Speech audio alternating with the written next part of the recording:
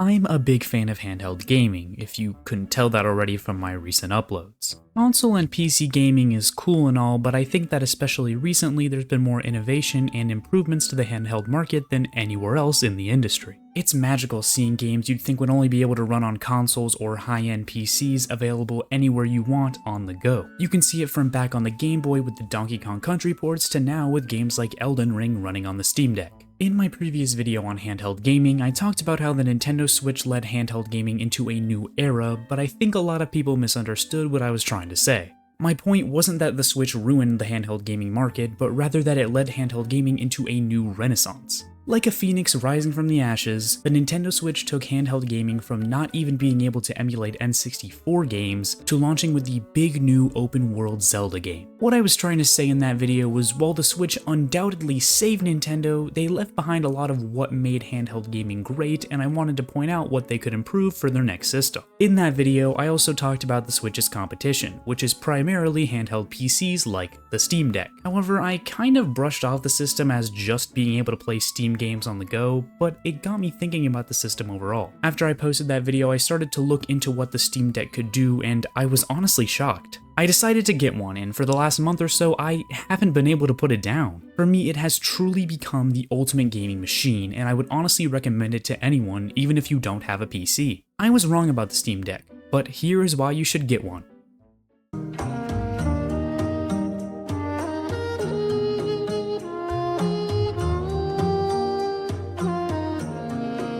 So what is the Steam Deck exactly? For those unaware, the company Valve is the creator of Steam, the primary game store on PC. Sure, there are other options like the Epic Games Store and others, but if you're getting a PC game, 99% of the time, Steam is your best bet. When people think of PC gaming, they think of Steam. It's also the go-to place for most indie developers to release their games, since releasing a game on console can take a lot of work. The store has a library of over 73,000 games that have been built over the last 20 years. In 2021, Valve announced the Steam Deck, which they proudly proclaimed as the most powerful gaming handheld in the world. This system allows you to play your entire Steam library on the go, which automatically gives the system a leg up because of just how much is on Steam. The system launched in early 2022, and in late 2023, a new OLED version of the Steam Deck was released. What does this add other than an OLED screen?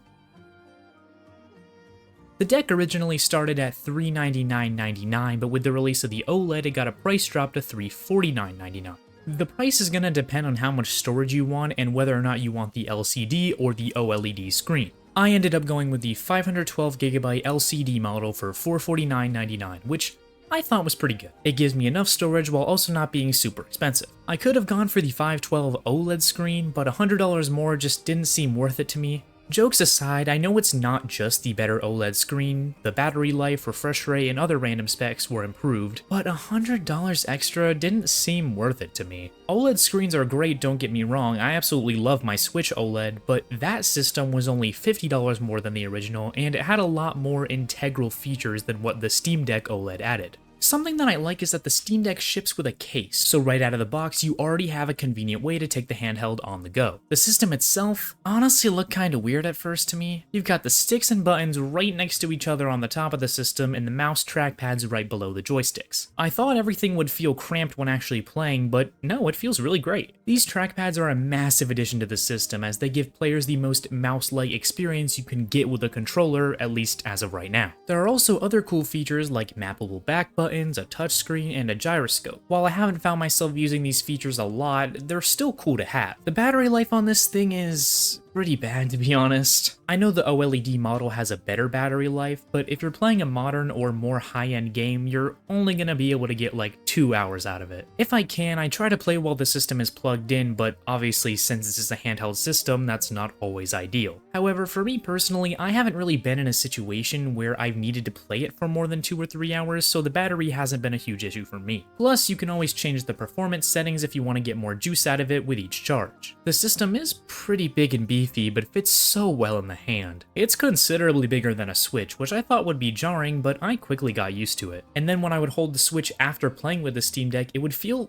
oddly small in comparison. which is pretty ironic because I already thought the Switch was kinda too big to begin with. However, the grips on the back of the Steam Deck really go a long way to make it an amazing handheld experience. Despite it being bigger than the Switch, it feels a lot better to hold in the hand. You can also connect pretty much any controller or a keyboard and mouse via Bluetooth or a dongle. This includes things like the Switch Pro controller and the DualSense, so there are a lot of options here. Something great about the Steam Deck is that out of the box, there's already a huge library of games available. Even if you don't have a PC or any games on Steam, there are a ton of free games on Steam as well as the entire rest of the library. Not every game is available to play on the deck, but most games are at least playable to some capacity. The Steam Deck Verified system can tell you how well the game will play and run on the system. But even if it isn't fully verified, meaning that it runs perfectly fine, most of the time those games will still run well. Most of the time, the problem that makes it not completely verified is just the text in the game being small or something negligible like that. It'll tell you exactly what the issue is right there, so you're able to tell whether or not whatever the problem is will drastically affect your gameplay. The system also has cloud saves, allowing you to seamlessly transfer your data between your PC and your Steam Deck. This adds so much to the overall experience for me, as it allows me to just take my PC games I'm already playing wherever I want. Now, what if you don't have a PC? Well, I do still think you can enjoy the Steam Deck, maybe even more so in some areas. If you want a way to play PC games without paying hundreds or even thousands of dollars to get a good PC setup, the Steam Deck is a great alternative. Sure, the games won't run as well and you won't have access to every game in its full capacity, but it's still enough to be a cheaper but still high quality alternative to PC gaming. Games like Elden Ring only run at 30 to 40 FPS, but you're playing them on the go, which is incredible. There are so many games that are only available on Steam or have their best versions on Steam. So if you just want a way to have access to this massive library, the Steam Deck is probably your best bet in terms of bang for your buck. You're also able to make this thing a kind of mini PC by connecting a keyboard and mouse and outputting the device to a TV or monitor, but I'll talk more about that in a little bit. But what if you do have a PC? Is the Steam Deck still a good buy? Well, it really depends on what kind of player you are. For me, I'm someone who plays handheld games a lot, even in my house, whether it just be on the couch or in my bed. I also like to take my handheld systems when I'm traveling or just out and about. The Steam Deck might not be that convenient to transport because it's so big, which is an issue I also had with the Switch, but it is still really portable. You can also stream your PC's screen to your Steam Deck super easily, so if you want to play games without having to download them onto the deck and as a bonus improve the battery life, streaming is a good option. However, if you're somebody who rarely plays video games outside of the home console or PC context, the Steam Deck might not be for you, and that's okay. The Steam Deck is a great supplement to PC gaming, but it isn't essential nor a replacement, and it's not made for everyone. But the thing that solidifies the Steam Deck as the ultimate gaming device is the ability to dock it. When you buy the system, it doesn't come with a dock, but Steam offers one sold separately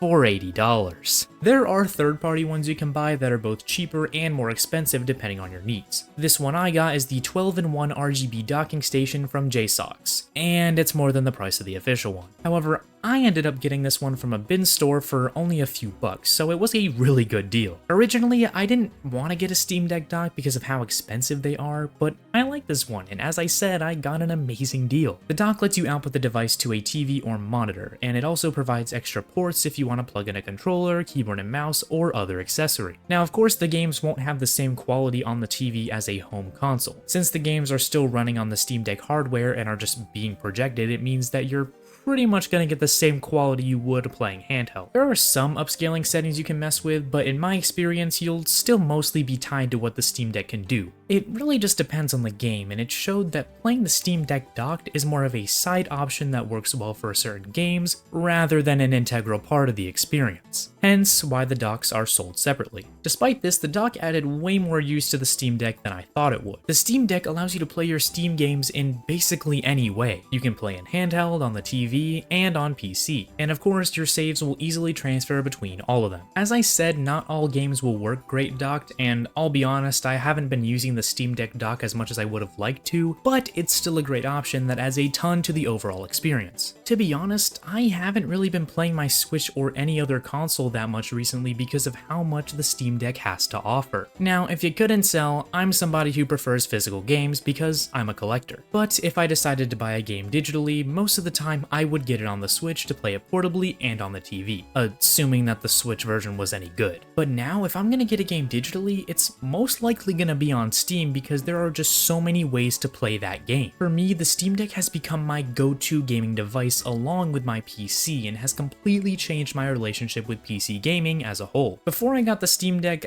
I didn't play as many games on PC as I would have liked to, but now I have much more of an incentive to play a Steam game because I can play it anywhere. There's so much that you can do with the Steam Deck, and I've played it almost every day for the last month that I've owned it. However, I've only talked about half of what the Steam Deck can offer, because when we go into desktop mode, so much more opens up to us.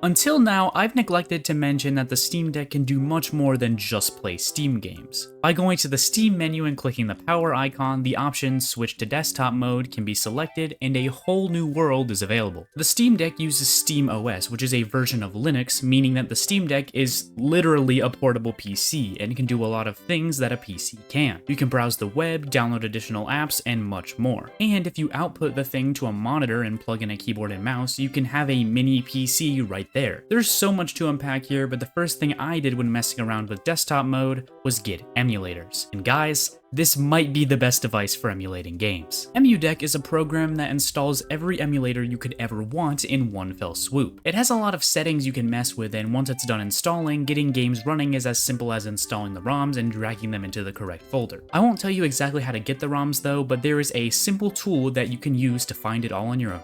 You're able to do all this from the Steam Deck itself without having to download games or EmuDeck from a computer and put them on an SD card. This makes it all very convenient. Of course, if you want to do that because you already have a ROM collection, the option is available, but it makes getting into emulation easier than it's ever been. In my 3DS video, I talked about how that system was the best way to play the entire history of Nintendo's handheld games on one device portably. But the Steam Deck can do all that and more. It can run way more than the 3DS can, including GameCube, PS2, and even all the way up to Switch. Now, I haven't done any Switch emulating myself, so I can't speak on it, but this makes the Steam Deck the ultimate emulation machine. And the fact that you can play all of these games portably and on a TV adds so much to the overall value. Want to play Smash Melee with your friends to relive the good old days, but don't feel like dishing out hundreds of dollars for a GameCube or Wii, the controllers, and the game itself? Well, if you have a Steam Deck with a dock, you can connect any controllers you want, and you can play pretty much any Nintendo game, including Smash Melee, with your friends in a much more convenient